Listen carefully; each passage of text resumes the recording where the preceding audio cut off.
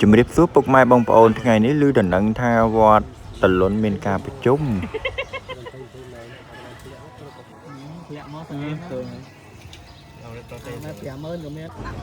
មកដល់ហើយបងប្អូនឥឡូវនេះបានជួបក្រុមយុវជនទីមងហើយគាត់ប្រហែលជាកំពុងតែចាំប្រជុំតាក់ទងនឹងការហែទីមងខ្ញុំធ្វើមែនហាំតើមាននេះត្រូវអត់បាទយ៉ាអូខេដែរណា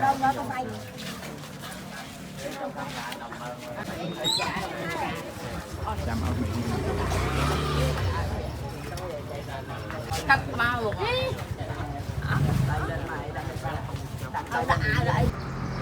អូបងប្អូនទីមងនេះមុខខ្ជូតដល់ហើយមុខឡើងខ្ចីnhanhតែហ្មងអាលងស្រិល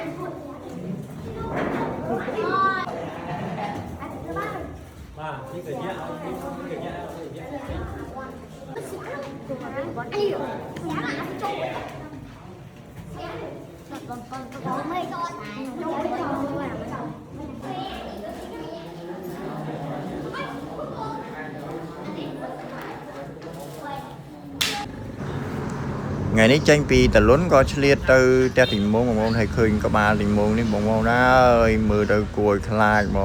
ងល្មមអីរត់បាសសក់បោះទីក្បាលទីមង